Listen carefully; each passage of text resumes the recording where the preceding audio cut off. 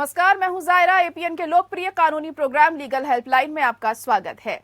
APN के इस कार्यक्रम में हमारे कानूनी विशेषज्ञ रोजमर्रा की जिंदगी की समस्याओं से जुड़ी कानूनी मसलों पर आपकी शंकाओं का समाधान करते हैं। आप फोन करके विशेषज्ञ से कानूनी राय भी ले सकते हैं। आज हम आपको RWA या रेजिडेंट वेलफेयर एसोसिएशन से जुड़े कानूनी प्रावधान की जानकारी देंगे। हर शहर में सेक्टर, बिल्डिंग और कॉलोनियों से बनता है। इन सेक्टरों और कॉलोनियों की देखरेख में RWA यानी रेजिडेंट वेलफेयर एसोसिएशन का अहम रोल होता है। कॉलोनी के विकास, देखभाल को लेकर सामाजिक कार्यक्रमों में रेजिडेंट वेलफेयर एसोसिएशन बेहद महत्वपूर्ण स्थान रखता है। शहरों में अपार्टमेंट या कॉलोनी या किसी पॉकेट में रहने वाले लोग बिजली, पानी, सुरक्षा जैसे मसलों के लिए निवासियों का एक समूह बनाते हैं। ऐसे समूह को रेजिडेंट वेलफेयर एसोसिएशन या RWA कहते हैं।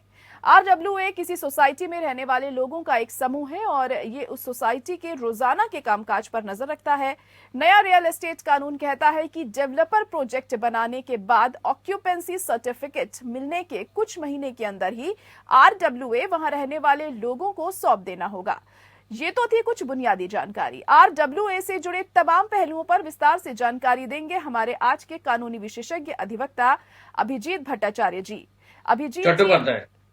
अभिजीत चट्टोपाध्याय जी आपको RWA से जुड़े तमाम नियम और कानून की जानकारी देंगे। अगर आपका इस मसले से जुड़ा कोई सवाल है तो आप फोन करके राय ले सकते हैं। हमारा फोन नंबर है 0120-612-7937, 0120-612-7938 भी आप डायल कर सकते हैं।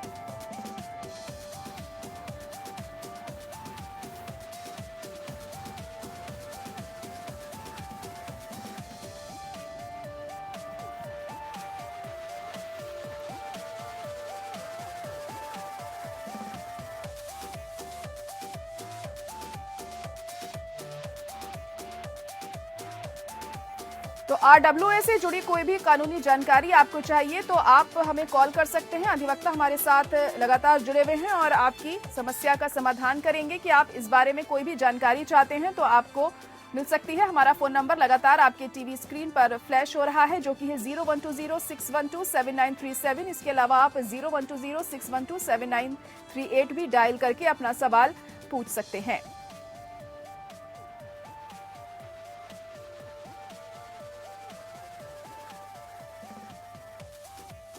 और हमारे अधिवक्ता अभिजीत चट्टोपाध्याय जी हमारे साथ जुड़ चुके हैं। अभिजीत जी, बहुत स्वागत है आपका। और पहला सवाल आपसे यही जानना चाहेंगे कि RWA आखिर होता क्या है, इसकी कानूनी परिभाषा क्या है?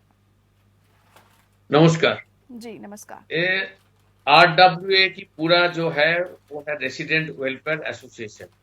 ये इन शॉर्ट इसको RWA कहते हैं। ये है एक NGO टाइप की है कि जहाँ पे रेसिडेंट्स लोग रहते हैं किसी एरिया में, किसी लोकेलिटी में, वो लोग ओनर्स लोग उसको फॉर्म कर सकते हैं। टेनेंट भी उसमें शामिल हो सकता है। तो इसी में RWA की सुविधा क्या है, उसी एरिया या तो उसी लोकेलिटी में ये लोग खुद काम कर सकते हैं। काम मतलब अपना डेवलपमेंट के लिए प्रोटेस्ट कर सकते हैं, कंप्लेंट रेज कर सकते हैं। तो ये इसलिए RWA बनाते हैं ताकि फ्लैट ओनर्स जो है या तो फ्लैट ऑक्युपायर जो, इसमें रेंटर भी हो सकता है, टेनेंट भी हो सकता है, कोई भी हो सकता है, वो RWA के मेंबर बन सकते हैं और उन्होंने अपना सुविधा के लिए ये RWA रजिस्टर कर सकते हैं। जी जी जी। तो कब होना चाहिए RWA का गठन, किन परिस्थितियों में इसका गठन होना चाहिए? जैसा कि मान लीजिए ऐसा कोई परिस्थिति की बात नहीं, RWA कभी भी हम रजिस्टर कर सकते हैं। जैसा मान लीजिए मैं अभी किसी एक जगह में गए, कोई फ्लैट लिए है, अगर ये फ्लैट में बिल्डर से ले सकते हैं, अगर ये फ्लैट में अपना जमीन में बना सकते हैं। अगर बिल्डर से हम फ्लैट ले रहे हैं तो उसी एरिया में मान लो 20-22 फ्लैट हो सकता है। तो सारे 20-22 फ्लैट ओनर्स जो है, इन लोगों का कई कुछ कॉमन एरिया भी होता है जहाँ पे बिल्डर्स लोगों का कब्जा होता है और कॉमन एरिया में मेंटेनेंस, लाइटिंग, क्लीनलीनेस, वो सैनिटाइजेशन, ये सारी चीज होता है जो कॉमन इंटरेस्ट होता है।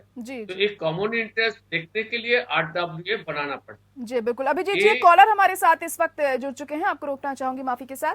संजय वात्सल्य जी हमारे साथ ऋषिकेश से जुड़ चुके हैं। संजय जी अपना सवाल पूछ सकते हैं। हाँ जी, मैं ऋषिकेश में रहता हूँ, जी। एक कॉम्प्लेक्स में, है ना।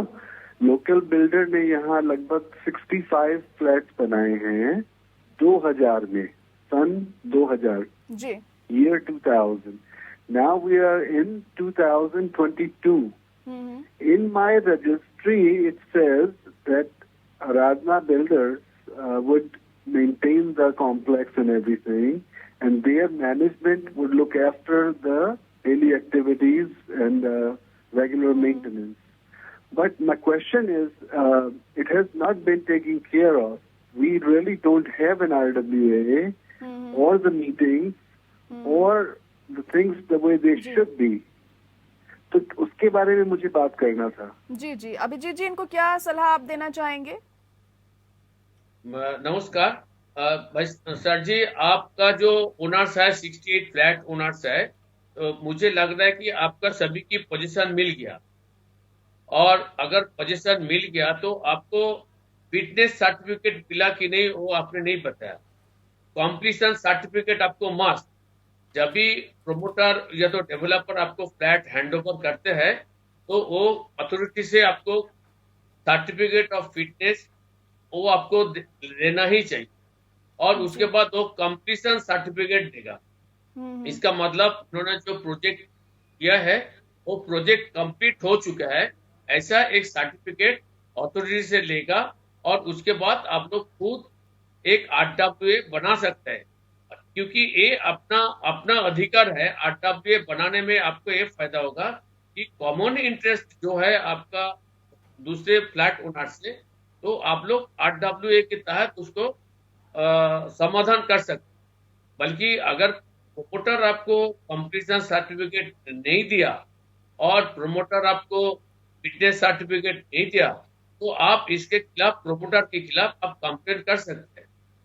इसमें जो अभी जो हमारा रेरा करके नया कानून आया, रेरा कानून के तहत आप प्रोमोटर के खिलाफ आप कंप्लेन कर सकते हैं गवर्नमेंट के पास, जो लोकल अथॉरिटी है, जहां पे आपका प्लान सैंक्शन किए है। अगर ये सैंक्शन वाली कॉम्प्लेक्स है, उसमें प्लान सैंक्शन हुआ है अथॉरिटी से, तो आप अथॉरिटी से सीधा कंप्लेंट कर सकते हैं। जी जी, संजय जी उम्मीद है आपको अपना जवाब मिल गया होगा। फिलहाल हम भी आगे बढ़ते हैं। अब अभिजीत जी आपसे ये जानना चाहेंगे अब कि आरडब्ल्यूए बनाने की पूरी प्रक्रिया क्या होती है? देखिए, आरडब्ल्यूए की कोई अलग से कानून नहीं है। आरडब्ल्यूए सोसाइटी रजिस्ट्रेशन एक्ट के तहत रजिस्टर्ड होता है। हमारा सोसाइटी रजिस्ट्रेशन एक्ट है, सेंट्रल एक्ट है, इसमें हर स्टेट का अलग अलग अमेंडमेंट भी आ सकता है। तो उसी में मिनिमम 7% और मैक्सिमम कोई नहीं है कि आप लोग एक सोसाइटी फॉर्म कर सकते हैं और एक आरडब्ल्यूए नाम दे सकते हैं कि आप जिस कॉम्प्लेक्स में रह, जैसे कि अभी भाई साहब ने बोला था ये ऋषिकेश में कि एक कोई सोसाइटी इन्होंने बनाया था प्रोमोटर ने, तो उसी प्रोमोटर ने शायद उनका कुछ नाम दिया होगा, नहीं भी दिया होगा। तो जो ओनर्स है, उसी फ्लैट ओनर्स को उन्होंने खुद ही एक सोसाइटी रजिस्ट्रेशन एक्ट के तहत एक रेसिडेंस वेलफेयर एसोसिएशन बना सकते। उसमें मिनिमम 7 मेंबर्स होना चाहिए और मैक्सिमम आप जितना फ्लैट ओनर्स है सबको उसमें मेंबर करना चाहिए। जी जी, तो कौन से ऐसे मसले होते हैं, कौन सी ऐसी चीजें होती हैं जो आरडब्ल्यूए से बाहर रखी जाती हैं?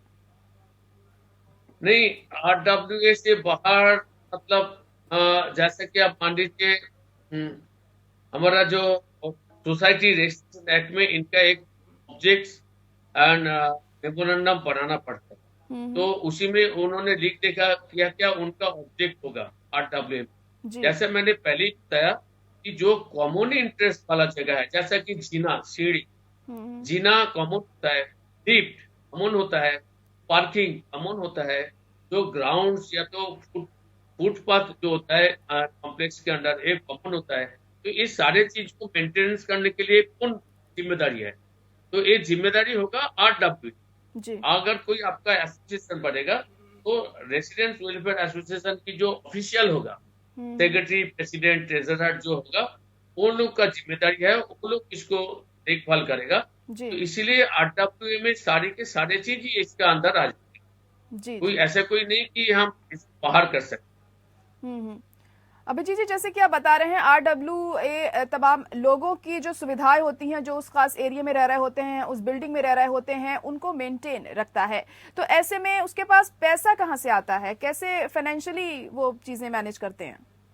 मैं इनके साथ एक चीज और जुड़ना चाहता है। जी जैसा कि मान लीजिए हमें 4 दोस्त या 5 दोस्त या तो 7 दोस्त मिलके एक जमीन लिए है सरकार से, तो वो सरकार अगर ये हमारा एसोसिएशन कोऑपरेटिव हाउसिंग सोसाइटी के तहत रजिस्टर्ड होगा, कोऑपरेटिव हाउसिंग सोसाइटीज के तहत रजिस्टर्ड होगा, तो सरकार हमें मुआवजा भी देते हैं, जी टैक्स की रिबेट देते हैं, रजिस्ट्रेशन कॉस्ट में थोड़ा कम करते हैं।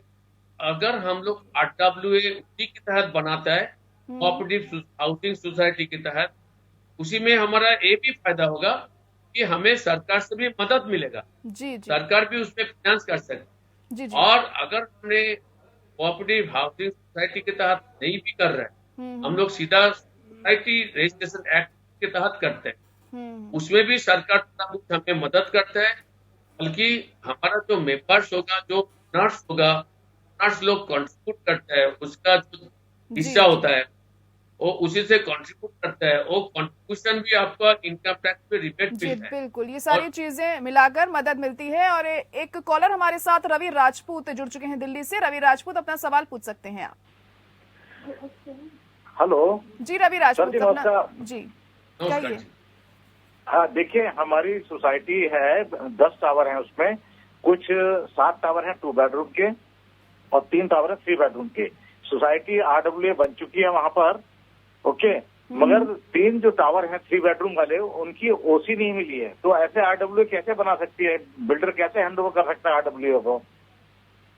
नहीं, मेरा ये RWA तो पूछना है आप लोग जो ओनर्स है ना, ये ओनर्स लोगों को फॉर्म करना है RWA, और ओनर्स लोग बिल्डर को प्रेशर डाल सकता है कि आपने इसका अभी OC क्यों नहीं दिया, कॉम्प्लीशन सर्टिफिकेट इसका जरूरी है।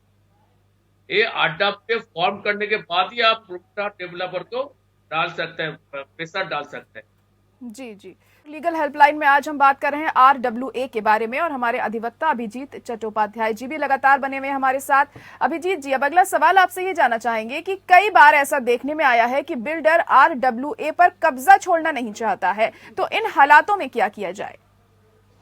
फिलहाल किसी ने पूछा था यही क्वेश्चन जी जी कि अगर बिल्डर ने इसका कब्जा छोड़ना नहीं चाहते तो हमें क्या करना है, अभी इन्होंने पूछा। तो इसी हालत में आपको RWA फॉर्म करने के बाद सीधा प्रोमोटर और डेवलपर के ऊपर प्रेशर क्रिएट करना है कि अगर आपको जो काम हो गया कॉम्प्लीशन सर्टिफिकेट हमें दिया जाए, और उसके बाद आपको टाटा बाय बाय करना है, आपको कुछ काम नहीं है। क्योंकि रहना है तो रेसिडेंस वाले जो उन्होंने खरीदा है प्रॉपर्टी, जी उनको खरीदना है, उसको रहना है, तो उन्होंने तय करेगा ना कि हमें क्या करना है नहीं करना है, और एक प्रोमोटर उसमें कुछ नहीं कर सकते हैं। जी जी जी, जाहिर तौर पर। और वहीं जब RWA अगर निवासियों के हितों का हनन करता है, ऐसा भी कई बार देखने को मिलता है, और या परेशानियां कुछ पैदा करता है, तो ऐसे में रहने वाले लोग क्या करें? क्या रजिस्ट्रार से शिकायत की जा सकती है ऐसे में? अगर ये जब देखिए, जब तक RWA फॉर्म नहीं होगा, RWA के मतलब हो गया सोसाइटी रजिस्ट्रेशन एक्ट के तहत इंटर रजिस्ट्रेशन। जी अगर जब भी रजिस्ट्रेशन हो जाएगा तभी वो सोसाइटी रजिस्ट्रेशन एक्ट की जो रजिस्ट्रार होता है उनके पास वो कंप्लेंट कर सकते हैं। अगर इसी मैटर में मान लीजिए जो ये होता है हमारा जो रजिस्ट्रार जो है ना, रजिस्ट्रार के पास जो कंप्लेंट होगा, तो इस कंप्लेंट के साथ रजिस्ट्रार इसको इंक्वायरी भी डाल सकता है जी कि इसमें क्या हो रहा है, क्यों नहीं हो रहा है, ये रजिस्ट्रार की एक जिम्मेदारी बनता है। तो ये सारी चीज सोसाइटी रजिस्ट्रेशन एक्ट के तहत ही होगा। जी, तो जब RWA पर कई बार हम देखते हैं कि संगीन आरोप भी लग जाते हैं, जैसे एक्सटॉर्शन, ब्राइबरी और थेफ्ट ऑफ फंड्स भी होता है कई बारी, तो क्या पुलिस से शिकायत की जा सकती है ऐसी स्थिति में? जरूर जब भी ऐसा कभी मौका आता है और RWA वाला कुछ करते नहीं, तो तभी इसके खिलाफ हम लोग पुलिस कंप्लेंट कर सकते हैं। और पुलिस इसके तहत कार्रवाई करेगा, जरूर करेगा कार्रवाई। जी जी। और जब RWA में वित्तीय अनियमितता का मामला भी होता है अक्सर, तो कहा जाता है कि रेमेडी ऑफ अबेटमेंट का सहारा लेना चाहिए ऐसे में, इसके बारे में कुछ बताइए। ऐसे है कि मान लीजिए RWA हमने फॉर्म कर दिया और फॉर्म करने के बाद RWA की जो कमेटी बन गया, वो कमेटी कुछ करप्शन कुछ कर सकता है। अगर करप्शन होता है तो RWA के खिलाफ तो कार्रवाई होगा, और जो कमेटी आएगा उसके खिलाफ कार्रवाई होगा, क्योंकि इन्होंने अगर कोई सेक्शन 11 आता है सोसाइटी रजिस्ट्रेशन एक्ट में कि कोई भी मेंबर कोई भी गिल्टी ऑफ ऑफेंस करता है तो उसके लिए उनका खिलाफ एक्शन लिया जाएगा और वो क्रिमिनल ऑफेंस भी होगा और उसी के तहत उनका पनिशमेंट भी हो सकता है। जी। और कई बार ऐसा भी हम देखते हैं कि जो रहने वाले लोग हैं तो RWA उन्हें नुकसान भी पहुंचा रहा होता है, तो रेमेडी ऑफ इंजंक्शन का इस्तेमाल किया जाता है, इसके बारे में जानना चाहेंगे। नहीं, एक्चुअली RWA किसी का क्षति नहीं कर सकता है, क्योंकि RWA तो mean for the members of the society. जी जी। अगर कोई RWA जहाँ पे करप्शन की चार्ज है, जहाँ पे कोई ना कोई मेंबर्स इसमें जुड़े हुए हैं, अगर उन्होंने कुछ क्षति कर रहे हैं तो उसी के खिलाफ तो जरूर इंजंक्शन आप मांग सकते हैं कोर्ट के पास जाके, ताकि वो RWA इलीगल घोषित किया जाए। क्योंकि अगर करप्शन की चार्ज है और RWA किसी मेंबर को परेशानी पहुंचाता है तो उसी टाइम पे तो कोर्ट इंटरफेयर करेगा ही करेगा। जी जी। एक कोर्ट की जिम्मेदारी है कि इस टाइम कोई भी मेंबर अगर RWA में कोई भी शिकायत करता है तो एक कोर्ट तुरंत उसका इंटरफेयर करेगा, क्योंकि RWA is made only for the member. अगर कोई भी मेंबर इसमें परेशानी है तो उसमें मेमोरेंडम ऑफ एसोसिएशन में लिखा होता है कि कैसे RWA चलेगा, इलेक्शन कैसे होगा, ये सारे चीज वहाँ पे RWA जो मेमोरेंडम होता है उसमें सारे के सारे लिखा रहता है। अगर कोई भी इसमें कुछ डेविएशन होता है जी, तो उसके खिलाफ रजिस्टर है, सोसाइटी रजिस्टर की जो रजिस्टर है उसके खिलाफ पुलिस के पास कंप्लेंट कर सकता है। अगर ये रेरा के अंडर में है, जो स्टेट रेगुलेशन अथॉरिटी है, उनके पास भी कंप्लेंट कर सकते हैं। जी जी। चलिए, बहुत शुक्रिया अभिजीत चट्टोपाध्याय जी हमारे साथ जुड़ने के लिए। बहुत अहम जानकारी दी आपने हमारे दर्शकों को और उन्हें जरूर फायदा पहुंचेगा इस जानकारी से। और इसी के साथ लीगल हेल्पलाइन में आज के लिए इतना ही। मुझे दीजिए इजाजत। नमस्कार।